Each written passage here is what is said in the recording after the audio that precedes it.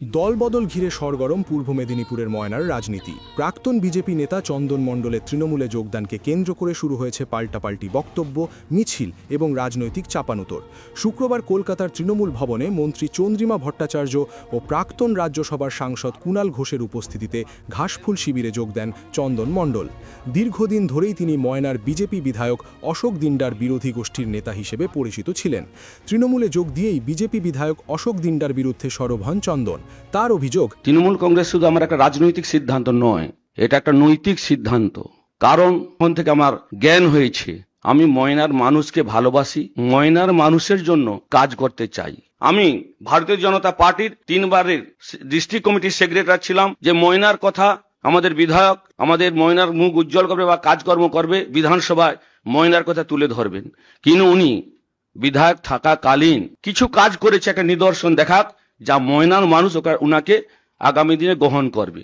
উনি সেভাবে কিছুই কাজ করতে পারেনি। ময়নার মূল সমস্যা হচ্ছে ময়না নিচু এলাকা, জল জমে যায়, বর্ষাকালে রাস্তাঘাট ডুবে যায়। ময়নার মানুষ এই জল যন্ত্রণা থেকে বাঁচতে চায়। এই পদক্ষেপ আমাকে আগামী দিনে করতে হবে, সেই আশ্বাস আমি আমাদের মাননীয় মুখ্যমন্ত্রী মমতা বন্দ্যোপাধ্যায় এবং শ্রী অভিষেক ব্যানার্জিকে আমি জানিয়েছিলাম। তিনি আশ্বাস দিয়েছেন যে আগামী দিনে ময়নার যাতে মানুষের সমস্যা সমাধানের সুরাহা করতে পারি, আমাকে সব রকমের সহযোগিতা করবে। অন্যদিকে এই দলবদলকে বিশেষ গুরুত্ব দিতে নারাজ বিরোধী দলনেতা শুভেন্দু অধিকারী। তার দাবি, ভারতীয় জনতা পার্টিকে আমি এক কথাই বলি, এটা ব্যক্তি নির্ভর পার্টি নয়। ভারতীয় জনতা পার্টি যারা করেন তারা একটি লক্ষ্য এবং আদর্শ নিয়ে কাজ করেন। তারা চান বাংলাদেশে যেমন জামাত পরাজিত হয়েছে, পশ্চিম বাংলায় দ্বিতীয় জামাত তৃণমূল পরাজিত। এটা কিন্তু মনে প্রাণে সকলে চান। অতএব এখানে ব্যক্তি কোনো ব্যাপার না। কেউ কেউ নির্বাচন হলে এমএলএ হতে চান, ওনাকে হয়তো এমএলএ করার, আমি যা শুনেছি, পুলিশ এবং আইপ্যাক ওনাকে এমএলএ টিকিটের প্রতিশ্রুতি দিয়েছেন। আবার এও শুনেছি ওই ভাই যেদিন পঞ্চায়েত মেম্বার বুথ সভাপতিদের তার বাড়িতে ডেকেছিল, বলেছিল মৎস্যমন্ত্রীও করবে বলেছে। বলতে তো খরচও হয় না, আর এর জন্য বেশি কিছু মেহনত করতে হয় না, যা খুশি বলতে পারেন।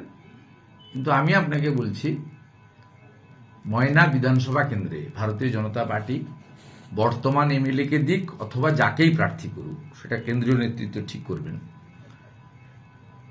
তাকে 1200 ভোটে আমরা বিধানসভা জিতেছিলাম 21-এ।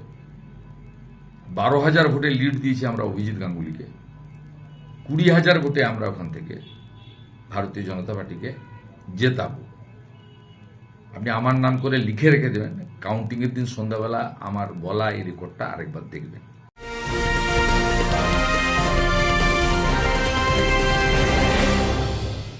উত্তর 24 পরগনা ও তার আশপাশের এলাকার মানুষের সেবায় ক্যাথ ল্যাবের মতো অত্যাধুনিক সুবিধা নিয়ে পরিষেবায় ব্রতী সারদা মাল্টি স্পেশালিটি হাসপাতাল।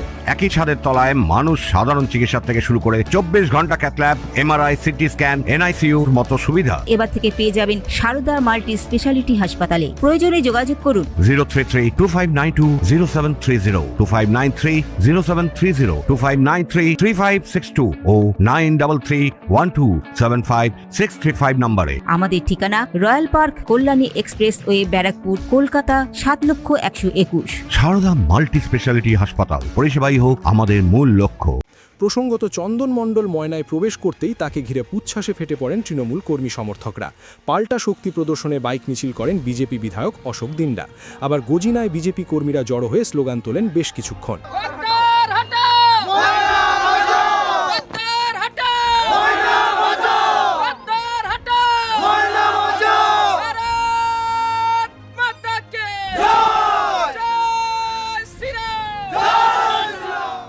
আগামী 26-এর নির্বাচনের আগে এই দলবদল ময়নার রাজনৈতিক সমীকরণে কতটা প্রভাব ফেলবে তা নিয়েই শুরু হয়েছে জোর জল্পনা। রাজনৈতিক মহলের মতে চন্দন মণ্ডলের যোগদান শাসক দলের সংগঠনকে চাঙ্গা করতে পারে, তবে বিজেপির পক্ষ থেকেও পাল্টা লড়াইয়ের বার্তা স্পষ্ট। Bureau report, news Bengal today. Meghbela লাইভে আপনার পছন্দের টিভি চ্যানেলস সম্পূর্ণ বিনামূল্যে, শুধুমাত্র মেঘবেলা ব্রডব্যান্ডের কানেকশনের সঙ্গে। মেঘবেলা ব্রডব্যান্ড, বাংলার ঘরে ঘরে।